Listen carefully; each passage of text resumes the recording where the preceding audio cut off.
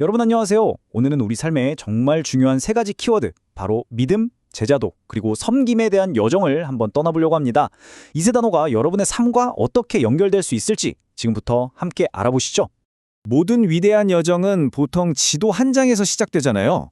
우리의 생각과 믿음의 여정도 마찬가지입니다. 바로 이런 오래된 텍스트에서 시작될 수 있죠. 하지만 진짜 중요한 건 이 글자들이 그냥 글자로 끝나는 게 아니라 내 삶에서 실제로 어떤 의미로 살아 움직이는지 그걸 발견하는 과정이 있거든요. 그래서 가장 근본적인 질문부터 던져봐야 합니다. 우리가 믿음 이런 말 정말 많이 쓰잖아요. 근데 그게 도대체 뭘까요? 믿음의 실제 모습은 과연 어떤 걸까요? 이 질문에 대한 답을 찾아가는 게 우리 여정의 첫걸음이 될 겁니다. 자, 그럼 첫 번째 단계, 바로 믿음의 기초부터 한번 살펴볼게요. 근데 이 믿음이라는 게요, 꼭 다이아몬드 같아요. 어느 쪽에서 보느냐에 따라서 그 빛깔이 완전히 달라지거든요. 그 다양한 얼굴들을 한번 들여다보겠습니다. 믿음에는 여러 모습이 있어요. 첫 번째는요, 스스로를 막 나는 의롭다 했던 사람이 아니라 오히려 저는 죄인입니다 하고 고개를 숙였던 그 세리처럼 자신의 부족함을 솔직하게 인정하는 겸손한 신뢰입니다. 두 번째는 어린아이를 생각해 보세요.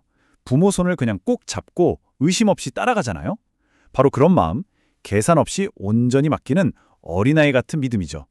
마지막으로 믿음은 그냥 가만히 있는 게 아니에요. 계속 자라나는 겁니다. 때로는 비바람도 맞으면서 더 단단해지는 그런 역동적인 과정이라는 거죠. 그러니까 믿음이라는 게 자, 이제 다 됐다 하고 끝나는 완성된 목적지가 아니라는 거예요. 흔들리기도 하고 더 단단해지기도 하면서 계속해서 나아가는 여정의 출발점일 뿐이죠. 그리고 이 첫걸음을 떼고 나면요, 자연스럽게 그 다음 길로 이어지게 됩니다. 그게 바로 제자도라는 길입니다. 자, 이제 두 번째 단계, 제자도의 길입니다. 믿음이 나 여행 갈래 하고 마음 먹는 거라면 제자보는 진짜로 배낭 메고 현관문을 나서는 실제 행동 같은 거예요. 실제로 걷는 거죠. 물론 여기엔 헌신과 대가가 따릅니다. 어떤 길을 걷느냐, 그 선택에 따라서 도착하는 곳이 완전히 달라지잖아요. 제자도의 길도 마찬가지예요. 그냥 어쩌다 보니 걷게 되는 길이 아니라 나는 이 길을 걷겠다 하는 아주 분명한 결심과 선택이 필요한 거죠. 그리고 그 길 한가운데 우리한테 아주 강력한 질문을 던지는 초대가 있습니다. 바로 이 말입니다. 누구든지 나를 따르려거든 자기를 부인하고 자기 십자가를 지고 나를 따를 것이니라. 이 말이 주는 무게감이 상당하죠. 여기서 말하는 자기를 부인한다, 그리고 십자가를 진다. 이게 대체 무슨 뜻일까요? 이 두 가지 표현 생각보다 의미가 훨씬 깊습니다. 먼저 자기를 부인한다는 거요. 이게 단순히 먹고 싶은 거 참아야지 이런 수준이 아니에요. 이건 뭐랄까, 내 인생이라는 무대의 주인공 자리에서 내가 내려오는 겁니다. 그리고 그 자리에 신을 모시는 거죠. 인생의 감독을 바꾸는 것과 같아요. 그리고 십자가를 진다. 당시 십자가는 가장 끔찍한 사형틀이었잖아요. 그러니까 이 말은 이 길이 마냥 꽃길은 아닐 거라는 걸 암시하는 거예요. 때로는 고통도 있고 희생도 감수해야 하는 길이라는 걸 아주 분명하게 보여주는 거죠. 이제 이 여정에 가장 놀랍고 어쩌면 가장 혁명적인 목적지에 도착했습니다. 우리가 생각했던 것과는 전혀 다른 목적지일 수도 있어요. 바로 세 번째 단계, 섬김의 위대함입니다. 이 구절 한번 보세요. 으뜸이 되고 싶으면 모든 사람의 종이 되어야 한다. 어떠세요? 우리가 보통 생각하는 성공의 공식이랑 완전히 반대죠? 꼭대기에 올라가는 게 성공이라고 생각하는데 여기서는 가장 낮은 곳으로 내려가는 게 진짜 위대한 거라고 말하고 있잖아요. 세상의 리더십은 보통 위에서 군림하잖아요. 지시하고 통제하고. 그런데 섬김의 리더십은 정반대예요. 아래로 내려가서 다른 사람을 받쳐주고 들어 올려주는 거죠. 핵심 원리도 완전히 달라요. 권력이 아니라 겸손, 지배가 아니라 헌신, 그리고 통제가 아니라 희생. 이게 바로 섬김의 리더십입니다. 그렇다면 이 섬김이라는 삶, 구체적으로 어떤 모습일까요? 이 그림을 보면 쉽게 이해할 수 있는데요. 섬김은 크게 세 가지 차원에서 이루어져요.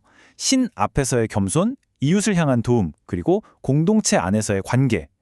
이 세 개의 톱니바퀴가 착착 맞물려서 돌아갈 때 비로소 진짜 섬김의 삶이 완성되는 겁니다. 이 세 가지를 다시 한번 정리해 볼까요? 첫째, 신 앞에서 나는 부족합니다 라고 솔직하게 인정하는 겸손함. 여기서 모든 게 시작돼요. 둘째, 그 마음을 가지고 주변에 도움이 필요한 사람들에게 실제로 손을 내미는 거죠. 시간과 능력을 사용해서요. 그리고 마지막으로 우리가 속한 공동체 안에서 서로 이기려고 경쟁하는 게 아니라 함께 성장하는 파트너가 되는 겁니다. 이 모든 게 바로 섬김인 거죠. 그리고 이 모든 섬김의 정신이 딱 한 문장으로 요약될 수 있습니다. 바로 이겁니다. 인자가 온 것은 섬김을 받으려 함이 아니라 도리어 섬기려 하고, 이게 바로 이 여정의 심장이고 모든 동기의 근원인 셈이죠. 자, 이제 흩어져 있던 조각들을 하나로 맞춰볼 시간입니다.